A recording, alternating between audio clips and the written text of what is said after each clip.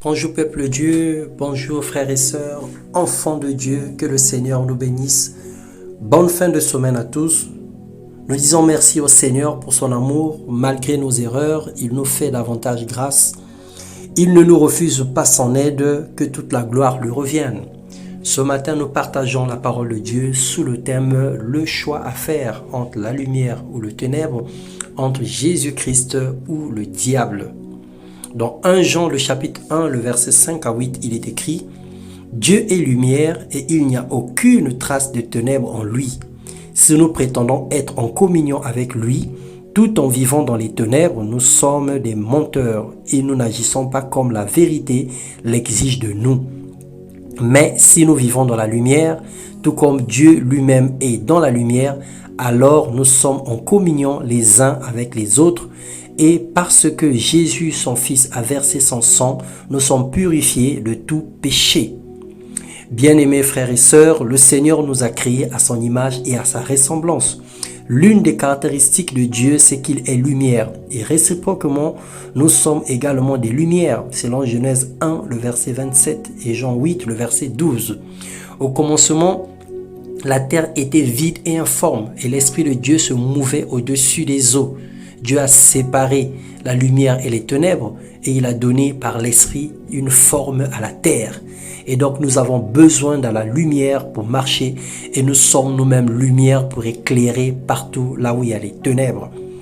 La science explique que les ténèbres sont simplement l'absence de la lumière, car aucun instrument ne peut mesurer ou calculer l'obscurité ou les ténèbres. Il n'y en a pas. On peut calculer la lumière qui s'exprime en lumen, on peut calculer plusieurs unités, l'électricité, la tension, mais les ténèbres, l'obscurité n'a jamais eu d'unité de mesure, parce que l'obscurité, c'est simplement l'absence de la lumière. Lorsqu'il n'y a plus de lumière sur la terre, lorsqu'il n'y a plus de lumière dans une vie, lorsqu'il n'y a plus de lumière dans une famille, dans une église, ça veut dire que c'est le ténèbre qui a remplacé, c'est le diable qui a pris le contrôle. Et aujourd'hui, le Seigneur nous emmène à faire un choix entre la lumière et les ténèbres ou entre Jésus-Christ et le diable. Dans 2 Corinthiens, le chapitre 6, le verset 14, il est écrit « Ne vous mettez pas avec les infidèles sous un joug étranger, car quel rapport y a-t-il entre la justice et l'iniquité, ou qu'y a-t-il de commun entre la lumière et les ténèbres ?» Les ténèbres et la lumière ne peuvent pas cohabiter, parce qu'il n'y a rien qui les lie, il n'y a rien qui peut les mettre ensemble. Parce que tout ce qui est ténèbres est du diable et tout ce qui est lumière est de Dieu. Et le Seigneur n'a rien de commun avec le diable. En tant qu'enfants de Dieu, nous ne pouvons avoir absolument rien de commun avec le diable. Nous n'avons pas à partager avec lui une gloire. Nous n'avons pas à partager avec lui un succès. Parce que nous avons mis des fétiches pour avoir un mariage. Nous avons fait des fétiches pour avoir un travail. Parce que nous avons consulté les morts, les démons pour avoir du succès dans notre vie. Dès lors que nous faisons un pacte avec les ténèbres, la lumière nous quitte. Ne vous y trompez pas, il n'y a rien de commun entre la lumière et les ténèbres. Le Seigneur n'acceptera pas sous aucun prétexte que nous puissions avoir un succès parce que nous avons consulté quelque chose de ténèbres. Dès lors que nous mettons la main sur ce qui n'est pas de Dieu, la lumière nous quitte. La vérité, c'est que plus nous nous approchons de Dieu, loin les mauvaises actions s'enfuiront de nous. Lorsque Jésus n'est pas dans une vie, cette vie n'est que ténèbres, car lui seul apporte la lumière. Un véritable enfant de lumière doit débarrasser de sa vie les œuvres floues, les œuvres honteuses, les actions sombres et secrètes qui entachent notre vie. Selon Jean 12, le verset 46. Tout ce qui peut salir notre vie, tout ce que nous ne pouvons pas faire en plein jour, tout ce que nous savons que nous ne pouvons pas le dire en plein jour, nous ne pouvons pas le manifester en plein jour, ça veut dire que ce sont des actions honteuses et nous avons l'obligation de s'en débarrasser. Et c'est une urgence parce que nous savons que le Seigneur revient bientôt et son retour est imminent.